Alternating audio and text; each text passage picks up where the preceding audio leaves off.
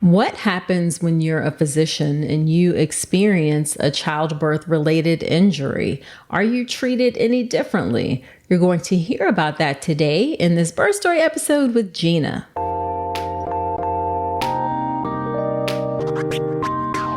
Welcome to the All About Pregnancy and Birth podcast. If you're having a baby in the hospital, you are giving birth in a system that too often takes away power from women over what happens in their own bodies. I'm Dr. Nicole Calloway Rankins, a practicing board-certified OBGYN who's had the privilege of helping well over 1,000 babies into this world. I've been a doctor for over 20 years, and I'm here to help you take back your power, advocate for yourself, and have the beautiful pregnancy and birth that you deserve. This podcast is for educational purposes only, and it's not a substitute for medical advice. Check out the full disclaimer at drnicolerankins.com/disclaimer. Now let's get to it.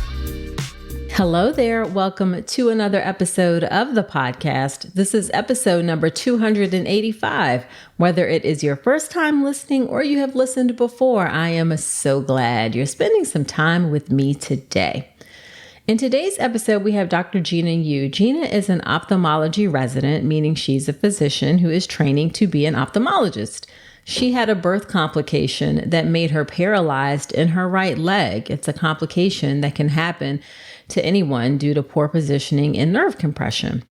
It was absolutely terrifying for her, as you might imagine, to wake up from the blur of her birth to find out that she can no longer walk. She wasn't getting great answers as to what was happening and whether or not she would get better, and there wasn't a lot of online information about it either. She really wanted to share her story so that other women who experience this don't have to live silently in fear that they may never be able to stand or walk again. And she wants her story to provide hope and also tips for what to do to recover from a complication like this. I really appreciate Gina coming on to share her story. I actually reached out to her to ask her to be a guest on the podcast because I read an article where she wrote about her story. And it can be hard for us in medicine to speak up about our unpleasant experiences. Sometimes it can feel like we're airing dirty laundry. I know when I first started doing this work online and social media and things like that, the podcast, I had some hesitation about sharing some of the problems and issues within our maternal health care system. It's almost like people accuse you of being a traitor, so to speak. But it's so important that we share the truth of what happens, share the truth, both the good and the bad. That is how we are going to be able to make things better and improve our system for everyone. Now, one of the things you're going to hear in the episode is how Gina had to really advocate for herself. And it's really important for you to know how to advocate for yourself. Childbirth education can be really helpful in that regard. In fact, it's absolutely crucial that you do childbirth education so that you are best able to advocate for yourself, particularly for a hospital birth. I have an online option called the Birth Preparation Course, and it has helped thousands of women be able to advocate for themselves during their hospital birth experience. You can check out all the details of the Birth Preparation Course at drnicolerankins.com/enroll. I believe so strongly in childbirth education that if you don't choose mine, choose something because it's really, really important. But of course, I'd love to have you inside the Birth Preparation Course. So again, that's drnicolerankins.com/enroll. Okay, let's get into the birth story episode with Gina.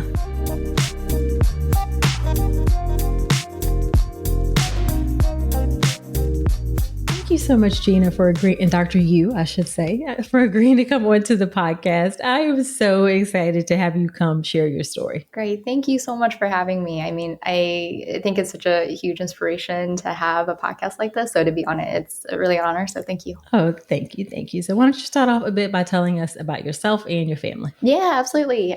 So I was born and raised in Michigan in a pretty small town called Saline. It's really close to Ann Arbor, where the University of Michigan is.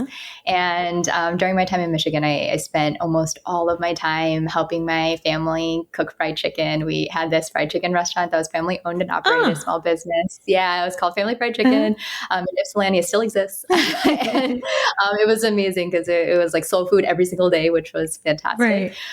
But it also, it was a lot of hard work. So it definitely taught me the value of working hard, seeing my parents well into past their 60s, working from 8 a.m. to 11 p.m. and like really physically demanding, mentally demanding jobs is it was a true inspiration for sure. And so I was actually also at that restaurant that my dad, he accidentally injured his left eye while cutting some branches outside the restaurant. And he at first thought it was just going to be like a simple procedure to fix it. But then it ended up being a lot more complicated than that.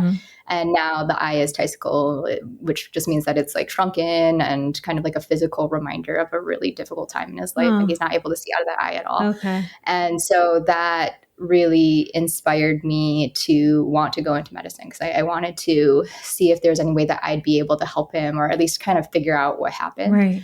And that kind of led to this journey of going into medicine, getting into medical school, which was amazing that happened. And now I'm currently doing my ophthalmology training at Stanford. I love that. What a beautiful story. It's always interesting to me. The more I talk to people, the more I see how so many people, what they do comes from their own lived and personal experiences. And I love when I see people who are able to take that and turn it into something positive. So that's great. Yeah. Thank you so much. And you also have a little one, which is what we're talking about. Yeah, that's exactly right. Yes. Our little Jane, she is awesome. All right. Well, let's talk about Jane. So in order to understand the birth, and I should say up front, we're really going to focus a lot on what happened with you postpartum because you had a rare complication and things, it was a challenge. But in order to understand kind of what went into that, I always like to talk about what happened during the pregnancy and the prenatal care piece. So what was your pregnancy and prenatal care like? Did you see a physician, a midwife? How was that? Yeah, absolutely. So I was seen by a physician and most of my pregnancy was pretty straightforward. I had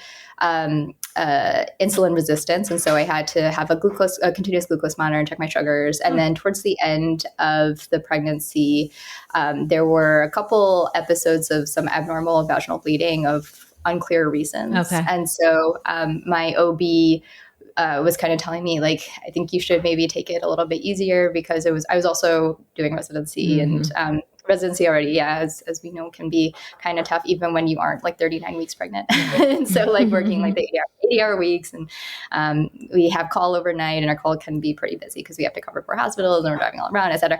And so I think all of that combined probably made for the pregnancy to be a little bit more difficult towards the end. Sure. And I do have to say my residency program was like absolutely incredible about the whole thing too, because towards the end, my OB was saying, like, I think you should really take it easier, like not bed rest, but at least like take it easier. And I wasn't actually going to even mention it to my residency program just because I already felt, I don't know, you have like that guilt yes. of, right. of taking time off and everything. So I already felt that. And then my program director and the attendings I was working with, they like could tell something was wrong and they like talked to me more about it. And they were actually the ones that encouraged me to like, hey, you should really listen to your body, listen to your OB. Okay. And so I was able to take a little bit of time off. But so for the most part, pregnancy was pretty straightforward. Okay. And you were happy with the prenatal care you received? Yeah, I was. Yeah. I had one OB to begin with, and then she actually ended up leaving on maternity leave. So then I had another OB, and both of them were really great. They really like listened to the different concerns that I had and were very, very knowledgeable, which was great. Good. So it's hard to answer this question because you only know being pregnant as a physician and being in training, but do you think that impacted the way you approached or thought about pregnancy? Yeah. It's a really, really good question. I do think that, it did. Cause, about the scary things that can happen, I guess. And so it's really hard not to fixate on that or to assume or just predict that that's going to happen to you. And so every little thing that doesn't seem textbook, you think to yourself like, oh, what's wrong? What's going to happen? And so I do feel like it added an extra level of concern and anxiety. Sure. I can understand that as someone who used to ultrasound myself. Oh my God, that'd be so horrible. Yeah. I would totally do that if I knew about it. I would totally do that. Oh, goodness. So what did you do, if anything, to prepare for your birth? Yeah, so the hospital that I gave birth at had these courses that you could take ahead of time. And it was everything from like how to install a car seat afterwards to what your birth plan would be or what to watch out for, things to think about in preparation for delivery. So I was able to take those courses, which I felt was really useful, especially as a first time being pregnant, delivering, et cetera. I just wanted to be able to kind of get as much information as I could. So I ended up using those courses, which is great. Gotcha. And what were some things that you wanted for your birth? I think ultimately what I wanted was just to have a healthy baby and like as much of a healthy delivery as possible. And I wanted my husband, who is incredible and super supportive, I wanted him there. And my parents were also visiting, so they were able to come too. Just to have like as smooth of a process as possible with the people that I love. Gotcha. Was there anything that you were particularly afraid of about giving birth? I think, so having gone through my OB rotation in med school, I have seen some pretty like very painful, obviously, births, but also the vaginal tears that happen afterwards or things like that. I was concerned about that. And it's actually interesting. So before everything happened, I remember briefly looking up like how safe is an epidural and like how safe is that portion, right? And what are the chances of becoming paralyzed or the chances of things happening and going wrong? And I looked at that super briefly because it was like extremely rare, like very unlikely to happen. And so then I kind of just wrote it off and I was like, oh, that's not going to happen to me. Gotcha. And so, mainly the things that I was more concerned about was what I had seen more commonly during my OB rotation, which were like vaginal. Yeah, that makes sense. So then let's talk about what was your labor and your birth like? Yeah. So the labor and birth was surprisingly a lot more straightforward than I thought it was going to be. Okay. Like I thought it was going to be super duper painful and like horrible experience the entire time. But the labor part was difficult until I had the epidural. And then once the epidural kicked in, it was actually pretty smooth sailing. Like the actual delivery itself, I was in active labor for like 47 minutes and then our baby came out. And it was like, wait, oh my Lord. Okay, wait, let's back up because this is your first baby. Were you induced or did you go into labor on your own? Yeah, sorry. I was induced. Okay. Yeah, I was induced. Okay. And so once I was induced, it was like very, very quick after that. Okay. Did you decide that you wanted to be induced? Yeah. So it was partly, a decision with the OB. So the way that the hospital that I gave birth at works is that the OB that I was working with during my entire pregnancy was not the OB that actually delivered. It was whoever the OB was on call. Right. And so the OB that I worked with during the labor and delivery process, she had noticed that there were some variable decels on the fetal monitoring. And so she was saying, like, I think we should induce. I think it'd be safer at this point to induce. So it was, Okay. And how far along were you in the pregnancy? Like how many weeks? Yeah, I was 40 weeks at that point too. So it was fine. Gotcha. So what was the induction process like for you? Yeah, it was painful.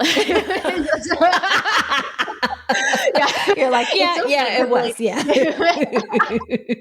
Like, I guess because everything that happened, these parts, I don't know if the complication that happened didn't end up happening, I think that these parts would have been more highlighted. But the induction part was pretty painful. I do remember them having to like do inspection or like do examinations, and my husband was next to me, and he like was basically telling the nurse like maybe we should pause because I was like squeezing his hand because it was so painful and things like that. But the actual after they induced and they did the examination, they were saying like, oh wow, yeah, you seem ready to go pretty soon after that. Okay. Yeah. Okay. All right. So how was the epidural placement difficult or challenging or anything like that? I don't think it was. Okay. And that was a question that people had asked me afterwards. Like, do you feel like there was any sort of shooting pain or things like that? I do, like, once I had those questions, I remember thinking to myself, like, the only pain that I was really thinking about was the labor pain. Right. And so I wasn't really focusing on anything else. Right. And so then I was trying to think to myself, like, was there something that felt wrong during the epidural? And I really don't think there was. I think it seemed like it seemed like they were able to place it after one attempt. Okay. It didn't seem like there was any other complications from that. Okay. And then how long did you push for, you said? Yeah, 47 minutes. Okay. Yeah, I know. I was really lucky. It was really not that bad. Like, yeah, considering first birth and everything. Like, it really wasn't that bad.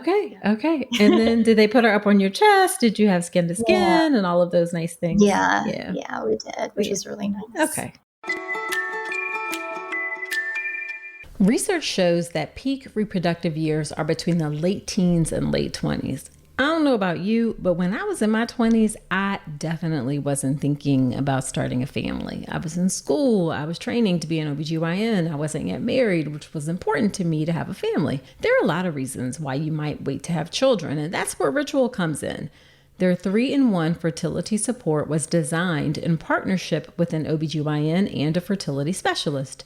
It uses clinically studied ingredients and clinically studied dosages to support conception outcomes. As an OBGYN, I trust Ritual because they take quality seriously. All of their products are rigorously third-party tested for heavy metals, allergens, and microbes for safety during preconception and pregnancy. The fertility support drink mix is used twice a day. It's sugar-free, it tastes like a light, refreshing lemonade, and the clinically studied ingredients support egg health, promote normal ovulation cycles, provide antioxidant support, and more. And for even more pre-pregnancy support, you can bundle fertility support with Ritual's Essential Prenatal Multivitamin. That includes omega-3 DHA, folate, and iron to support key nutrients needed for preconception. Bring the fertility science back to your bedroom with 3-in-1 fertility support from Ritual. Get 25% off your first month for a limited time at ritual.com/Dr. Nicole. That's ritual.com/Dr. Nicole for 25% off. Then postpartum, walk me through what happened and when did you notice that something was not right? Yeah. So postpartum. So we had delivered our beautiful baby and she was great. And at that point, I was just like off of that high of having delivered and everything. And then a couple hours later, I could tell that the function was returning and like the feeling and sensation was returning on my left leg. And I was like, okay, great. But I could tell something was wrong in my right side because even though my left leg, it felt like things were kind of waking up and returning back to normal. My right side, nothing was really happening. And I remember like thinking internally, like just something doesn't feel right. Something seems wrong. And so then I ended up telling the team that I was like, it just doesn't seem normal. Like something seems wrong with my right leg, especially given everything that's going fine with the left.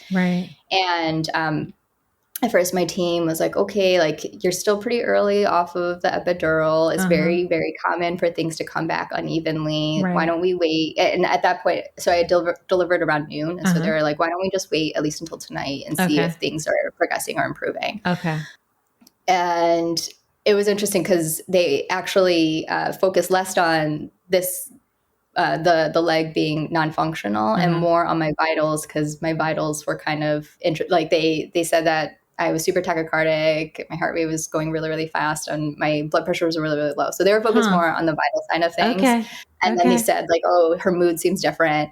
And so all of that kind of led them to think that it was maybe something more systemic. And so they were focusing on that. But to me, the reason I feel like I was feeling that way, or like my mood was different and everything, was because I was just thinking and so worried about my leg. Right. And like I could tell, I knew something was wrong. I knew, even though the team had said like, oh, don't worry about it, I think you're going to be okay, everything's going to be fine. I just like, I had a feeling. Yeah, I just knew. Okay. So anyways, night comes, and still nothing is improving. My left leg at this point is like essentially almost back to normal. It's like returning function, and my right leg, still nothing was happening. And so when you said you couldn't feel it or you couldn't move it, yeah, or it was just like dead weight. Yeah, exactly. And nothing, like your toes, nothing. Yeah. And so I remember just thinking like I would do anything, like give anything just to have like my tiny little pinky toe give me some sort of response, and nothing was happening. And so, I just knew something was wrong from that point. And so I, that night I hadn't heard from my delivering OB yet. And so I was like asking the nurse, is she available so we can talk? Because I figured that if anyone might know what could have happened, it would be her. And at least we could kind of like talk it through, or like try to figure out next steps or something. Just like, I understand she might not know exactly what happened either, but at least like she would be the best person. Right. Yeah, because she was there. Yeah. And so at least try to figure something out. And so anyways, I had asked my nurse. My nurse was saying, oh, she's busy, but she'll try to come by later tonight. I was like, fine, no problem. And then more hours came, and then still hadn't come. So I asked my nurse again. She said, oh, she'll probably come tomorrow morning. Don't worry about it. Let's see if things will get better by tomorrow morning. Try to sleep it off. And I said, okay, sure. And I still remember that night having the most beautiful dream. It was such a wonderful dream. Sorry. No, take your time. I had this wonderful, wonderful dream that like everything that happened didn't actually happen. It wasn't real. And I was able to like confidently stand up and walk over to the bassinet for my baby and like hug her super close. And then my husband was hugging me. We're all so happy. And like, so at like this joyous time, we were super excited. And I remember having the beautiful dream. I'm like, oh, okay. So everything that had happened before wasn't real. This is real. Right. Yeah. And then I woke up, and then I realized that wasn't the case. My leg still wasn't working. I wasn't functioning. And it was pretty difficult to have that realization. Sure. Yeah. But I mean, it seems like just obviously the listeners can't see us, but looking at you, that was very vivid. Like it seemed like it was very clear in your mind that's. Yeah, it was. It was just such a beautiful. I think that's what I had imagined. Sure. Right. Yeah, imagined everything was going to be like. But I mean, obviously, I understand these are things that are out of our control. Complications happen, etc. But I think that's what I had imagined. And so when I woke up and realized that wasn't the case, it was just difficult. But and had they tried to get you up to go to the bathroom? Because usually we try to get folks up to go. What happened? So when I tried to use the restroom, I couldn't stand, or I couldn't walk at all on the leg. And so what they ended up using was this. It was like not necessarily a wheelchair, but like something where I could like put my knees on it, and then they wheeled me to the restroom, or they would like wheel me to the baby or things like that. Yeah. So that was how I was able to go from point A to point B. Right. Yeah. Right. Yeah. And so that morning when I had woke up, I still hadn't spoken to the OB yet. And so then I had asked my nurse, like, do you think she'd be able to stop by just so we can talk a little bit about what might have happened? And then that's when the nurse was saying, oh, actually the OB had left for the night.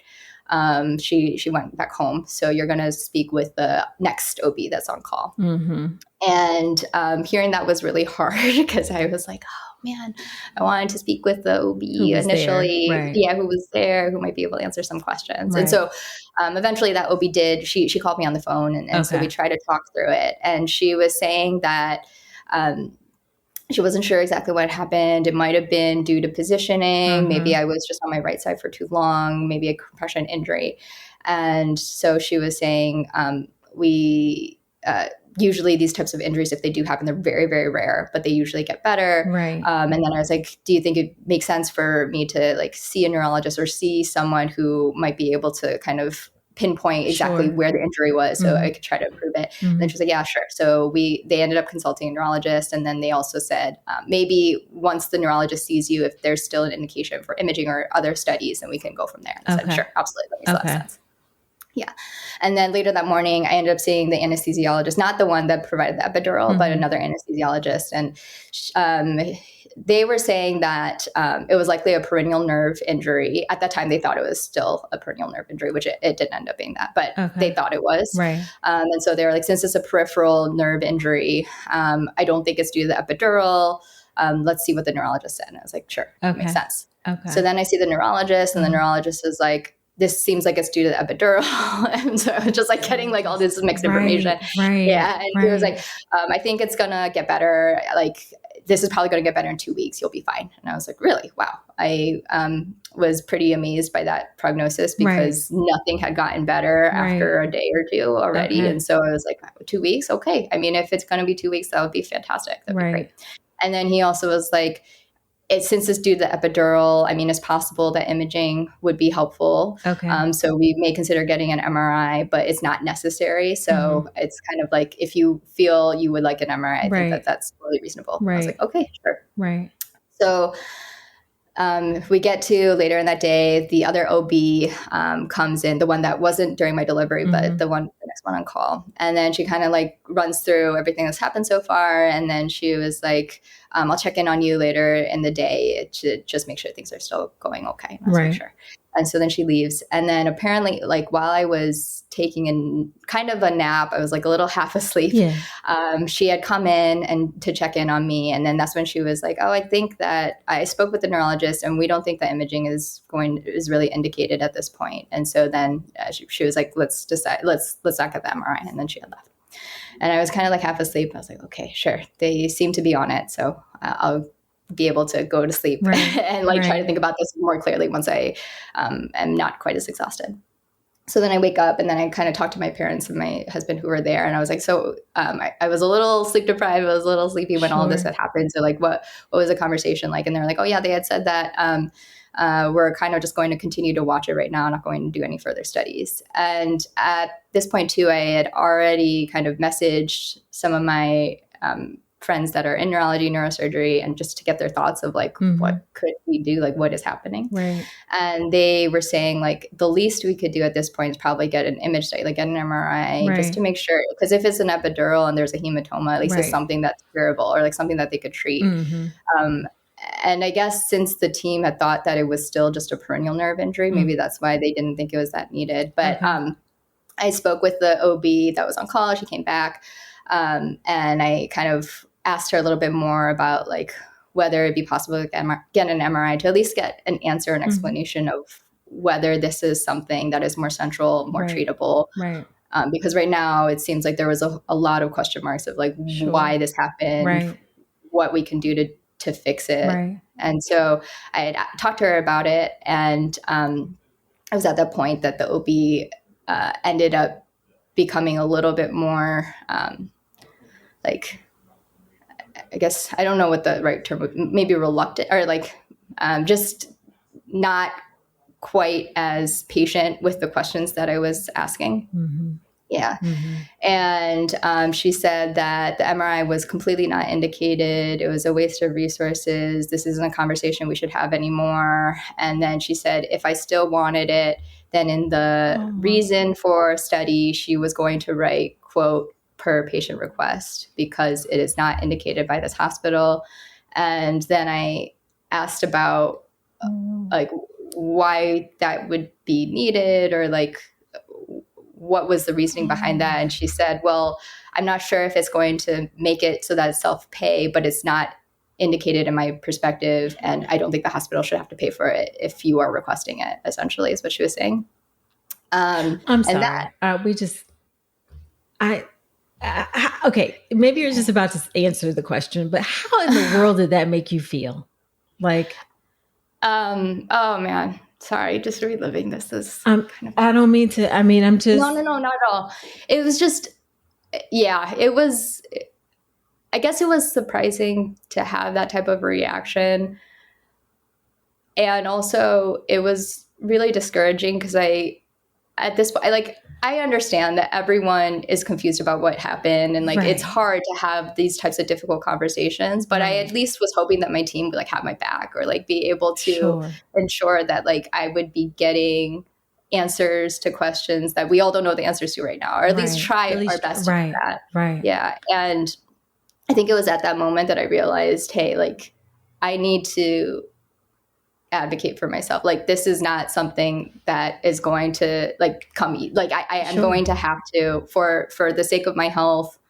And I mean, at this point now, like, I have a brand new baby, and like, I want to make sure that I am healthy for her and everything too. And so I was just thinking, like, maybe in the past I would have been a bit more like I wouldn't have spoken up as much, but I think because of the fact that I have this beautiful brand new baby, I was like, I need to be able to advocate at this point. And I think that was the turning point. Like, okay, this is a hospital stay where I'm going to have to ask the questions and advocate for myself, because it just seems like there's going to be a bit of difficulty getting things otherwise. And you're a physician. You would expect that. I mean, imagine what our patients go through, for God's sake. Exactly. I mean, like, so. Oh, my goodness. Exactly. Like, that is what blew my mind too, because I'm thinking to myself, like, I am so lucky. I have the best support system. I have an amazing training program that's also supporting me. I have somewhat health literacy in this. I'm definitely not an expert in any of this, but like, at least a little bit of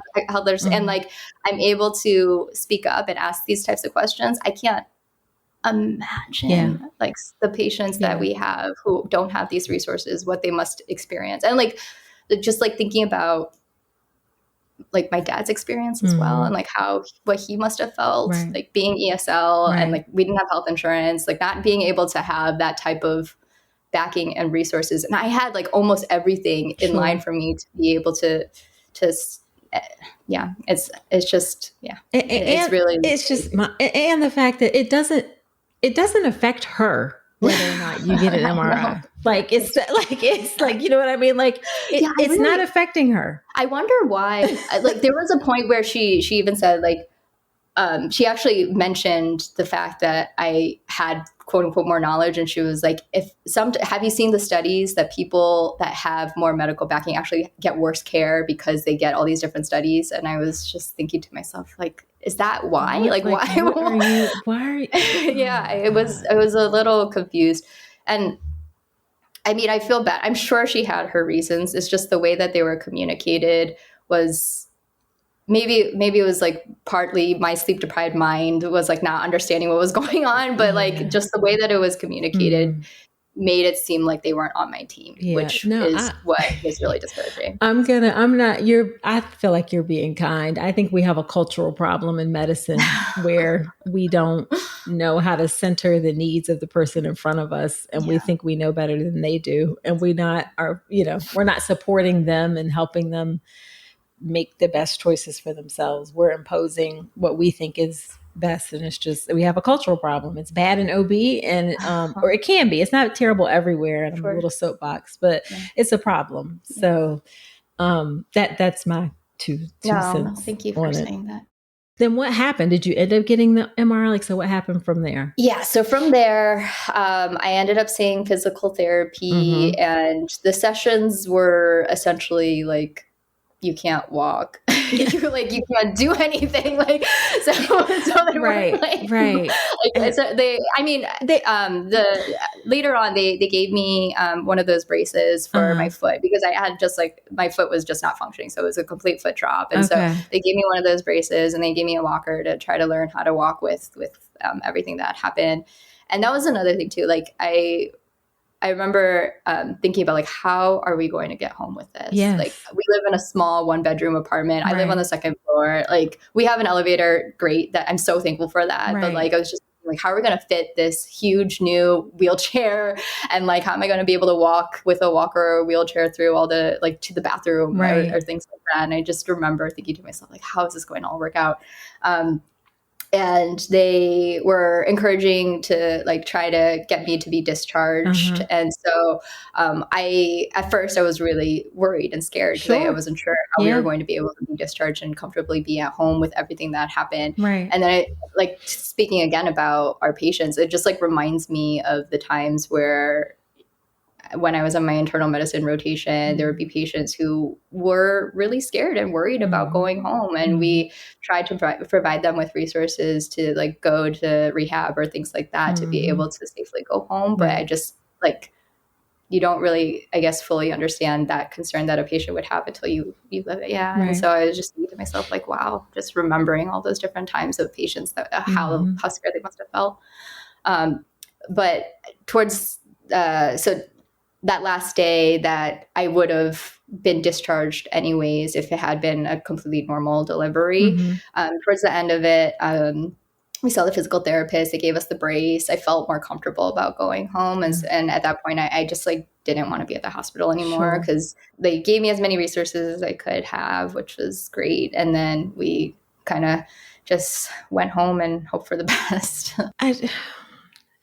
That's just hard that you just had to like kind of, you just go and you're like, okay, well, I hope things turn, and you have this new baby and, you know, you're sleep deprived, all of these things. So then what was it like when you were at home? Like the follow-up, was there follow-up or like, what were all of those things? Right. Oh, sorry. And I actually, I didn't answer your question about whether we got the MRI. Yes, so we didn't. Yeah. Okay. Yeah. So we didn't get the MRI. And so when I got home, and I actually had spoken to a nurse about this during my inpatient stay as well, I was thinking like, I might end up going to a different hospital just to get connected and see if they think it's worth getting an MRI more urgently and stuff. And so that's what ended up happening. We ended up going to a different hospital. They got the MRI and I was connected with the neurologist. And it was then that they told me, actually, it wasn't a peroneal nerve damage. It wasn't that peripheral. It was actually sciatic. And so that's why I had like completely loss of function of that right leg, essentially. Right. How do they think it happened? Yeah, so it's still not 100% clear, to be honest. Like I met with the neurologist at this other hospital and she's fantastic. She was saying like she's more of an expert in peripheral nerve damage associated with birth complications. And she was saying that she's seen patients very similar to mine, very similar types of injuries. And it just happens during the delivery process, just the way that I was lying or just compression of the sciatic nerve had caused this.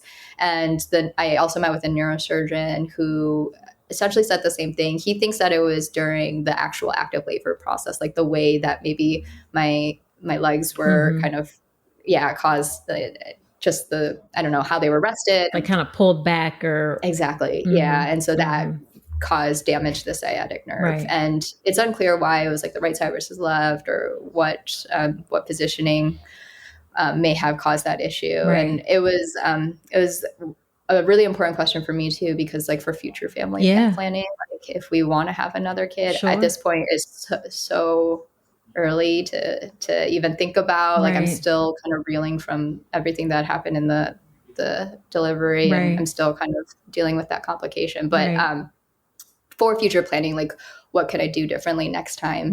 And he essentially was saying, I know it's really hard, but like while you are giving labor, try to be really cognizant of your positioning or like ask the team to be cognizant of it, given everything that's happened. Because he had mentioned that once you have this much damage to the sciatic nerve, then it's never going to be 100% again. Like it's going to, so it's going to be a lot easier to injure it. And the neurologist that I saw, she did some EMG studies looking at the function of the nerve and like if it would ever return back to completely normal.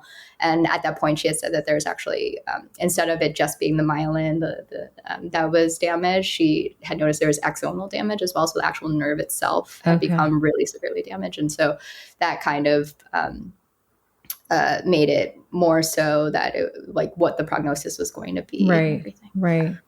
Wow. So then how have you been able to get better?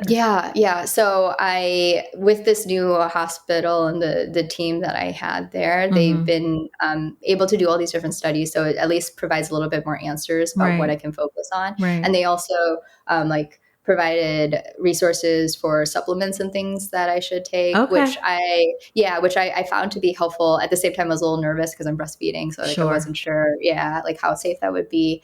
But it seemed like from the different studies, it seemed okay to take these different supplements. So that's one thing that I did. And then also I was so lucky because I got into physical therapy really quickly. Okay. And that was all my husband's doing. Like he searched through all the different local physical therapists that would be able to take me right away. And we found one who was like specialized in neurology, and the physical therapists that I worked with were amazing. They were fantastic. They were so good. And so that also helped a lot for sure. And then like I mentioned before, but I have the best family, and like just having them here through all of this supporting was really, really great. Oh, definitely. Definitely. So what is your function like now? Yeah. So now it is a whole lot better. I'm able to walk, and I'm able to do it's almost like all activities that I had done before. Right. The first time I drove was really emotional for me, because I remember when we had exited the hospital, I saw my car, which had gotten me like through med school, residency, like this car has been with me for a while. Yeah. And I remember thinking to myself, like literally 48 hours ago, I was able to drive this car. And now here I am in a wheelchair. Will I ever drive this car again? Right. And like, will I ever be independent again? It just like symbolized a lot to me, being able to drive again. And so that was really, really a happy moment for me, being able to drive. And I spoke with my neurologist and neurosurgeon. They had cleared me now to be able to do surgeries as well, because cataracts.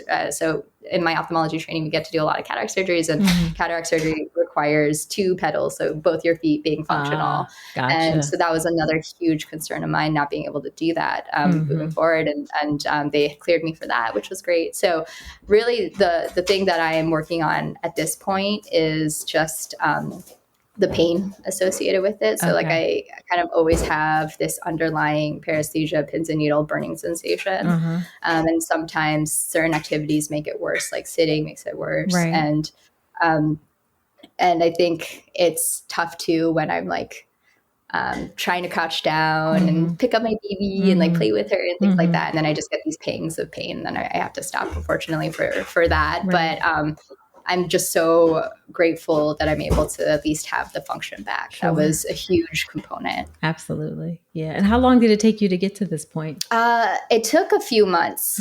Yeah. So unfortunately, the 2-week timeline that the neurologist had initially said at the first hospital wasn't quite accurate. Right. Yeah. It took a quite a long time. And right now, so now it's almost 6 months out, and I'm still, I'm doing so much better, like truly doing so much better, but still having the remnants of the pain and everything. And what time frame did you return to your residency? Yeah. So they let me take medical leave for like 3.5 months or so, which was huge. Like, oh my gosh, I am so eternally grateful for my residency to allow me to do that, because that was a big worry of mine as well. Like, what's going to happen? Will I be able to still finish my training and all of that, assuming I eventually hopefully do get better?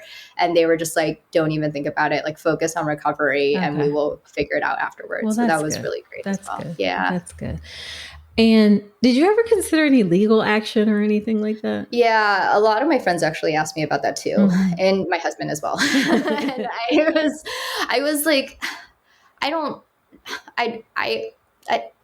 didn't. Like, I just, at this point, I just want to move forward from it. Like, I just don't want to be tied down by this. And even though there are aspects that, like I was saying before, like the communication could have been better, and I did feel like there were points where maybe things could have been done differently. I think ultimately, I'm sure that they were trying their best. It's difficult. It's hard to talk about this type of stuff, especially since they didn't really know the answers. And so I'm sure it was probably really hard for them to try to answer questions that they didn't even really truly know the answer for. And so I'm sure that was really, really difficult for them too. And like, obviously things like this can happen, complications can happen, and it can be out of people's control. I just, I think in the future, having better communication would have been helpful. Absolutely. And speaking of that, what happened when you went to your postpartum checkup, or did you go to your postpartum checkup? Yeah, I did. Yeah. So I went to my postpartum checkup with my initial OB, who's in that same team, and kind of talked to her about everything that had happened, and then mentioned that I was now kind of converting a lot of my care to a different hospital.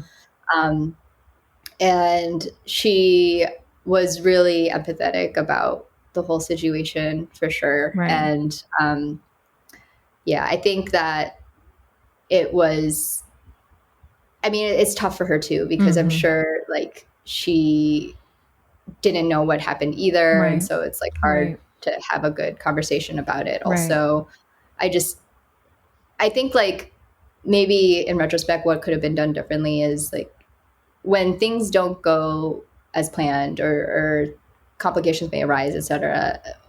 We all know, like within our training, that what you're supposed to do is you're supposed to talk to the patient as much as what you do know, like answer as many questions as you can, right, or at least try to get to as many answers as you can so that we can move forward from it and learn from it and like be able to do things better, or at least to try to treat what had happened. And that kind of didn't feel like that took place sometimes during my care. And that was what was really disheartening for me. Sure. But my OB did mention that they now have new protocols to make sure that things like this don't happen again. And like they do a lot of repositioning and things like that too, to kind of prevent these kind of compression injuries. I remember thinking to myself, like, oh man, like, does it take someone to be paralyzed for this to happen? Like, I wonder why this wasn't already in place, but I am really happy that they were able to learn from this. Gotcha. And we've talked a lot about how you have taken care of yourself physically. Yeah. How have you cared for yourself mentally? Oh, man. I don't want to project on you, but I think anybody could say that someone could experience birth trauma or feel like this was traumatic after this. So how have you taken care of yourself mentally? Yeah. That's such an important question, because that's kind of what I am dealing with now too, at this point, now that the function has gotten better. So I got in touch with an amazing therapist who kind of helped me come to terms with everything that happened. And I think it's really easy to go down a route now where I just assume that, like having health anxiety, just like assume that things are going to go wrong. Yeah. Like the rarest complication is going to now happen to me. Right. And I think it would have been very easy to go down that route, but the therapy that I had kind of helped prevent that. And it also, so on top of this complication, a whole bunch of other things happened to occur as well. My parents were visiting, and my dad had gotten into a car accident, and then our apartment, like the ceiling was leaking, and like there was just like so many other things that happened. And I was just hitting you left, right, and center. Exactly. Like, why not? Let's just add everything else. Right. And so I think what helped was realizing that even if these terrible things happened, I'm so lucky to have such an amazing support system that can help me get through it. Right. And I think putting things in perspective like that was super duper helpful, like realizing the things that I do have and how grateful I am for that. And then also I would, every day I would think to myself, what's one really positive thing I can do that will make me happy. And I look forward to that. Okay. Yeah, that was something that I did as well. And like, and just being so happy and grateful that I have a healthy daughter. Like that at the end of the day, that's like really the thing that mattered most to me. And so that was also a huge thing to keep in mind. Gotcha. So, well, two questions as we wrap up. How do you think your experience has shaped the way you care for patients? And then has it changed the way you think about the way we approach birth and postpartum care in the U.S.? Yeah, absolutely. I think for the first question, it absolutely has changed the way that I care for patients. Being able, you hope that you kind of understand what your patients are going through, but then actually being able to go through that and like experiencing firsthand the different barriers that exist just to get physical or like get the different resources that everyone's telling me that you need, or like that the patient needs. And I was really lucky to have the resources to be able to call the right people or things like that. I'm just imagining my patients who are not as technologically savvy or like don't have those resources to be able to call, or ESL patients that have language barriers, like all these different things that my patients have to go through in order to just be able to care for themselves has definitely put things in perspective for me. And I think also it's very easy to kind of forget the concerns of what a patient might have and maybe think about cost effectiveness or what other things that the OB may have been thinking about to decide the different medical decisions that they had made. And I really value, and I realize it's difficult, but it's just so important to have that patient-centered care and like really try to focus on that as much as possible. Yeah, definitely. And I think for your second question of what could be different in terms of prenatal, postnatal care, when I gave birth, when I delivered, I already felt very vulnerable. And like, I felt like, I mean, you're just so exhausted. You're like physically, mentally exhausted after everything that happened. And I think if it was a very straightforward delivery, that would have been fine. Like, it's okay. I'd go home and I'd be able to take time and care with my baby. But for those moments when that isn't the case, making sure that the patient feels heard as much as possible, because you already are feeling vulnerable. Like you feel like you're already not able to fully maybe understand or voice or do the things that you normally would be able to do because you're in such an exhausted and mentally like you're mentally, physically exhausted. And so I think that having that patient advocacy like a million times fold for that reason is going to be so important during that postpartum care. And I think as a new mother too, like you have a new perspective on things. Like I was saying before, like I think before maybe I would have kind of just like allowed these things to pass over and like not ask the questions or not advocate for myself because I'd be like, yeah, it's fine. But now I have a baby to take care of as well. So it's really important to try to advocate as much as possible on her behalf. Yeah, definitely. And that as our final question, then what would that be your favorite piece of advice? What is your favorite piece of advice that you want to share to someone who's getting ready to have a baby? Yeah. I think it is. I think it's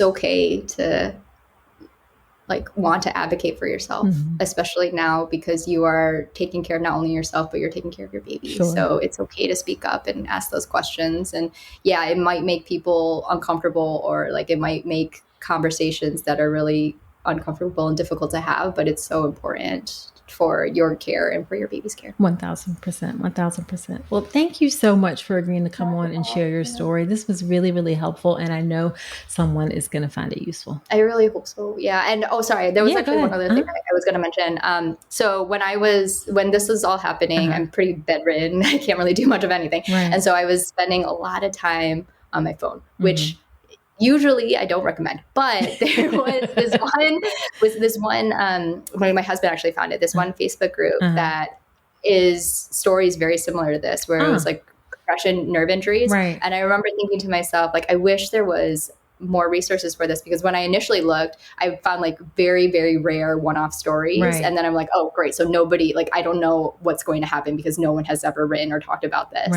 And then I found this support group, this Facebook group, and I saw that there was several women who had very similar experiences as mine. And I think that just being able to know that there are other people who had experiences like this and were able to get through it and able to be themselves again, I think was super duper helpful. And so if anyone were to have a similar injury as this, I do think like I'm more than happy to help share this group or whatever, just like being able to get that support group so that they'd be able to get those resources. Absolutely. And I guess how can people connect with you, or if you want them to reach out to me and we can connect to you, or where can people connect with you? Yeah, absolutely. I have an X account, and I have Instagram and things like that too. And I'm happy to share them with you to put like on the poster, or however would be helpful. Yeah, we can do it. We can put it in the show notes for the episode. Oh, awesome. Okay, well, perfect. Well, again, thank you so much. I am so grateful that you came on. Oh, thank you for having me. This was really, really nice to be able to talk through this. So I really, really appreciate it. And I truly do hope that people who have similar injuries, or not even similar, like just want to be able to connect and talk, I really hope that they feel comfortable to do that.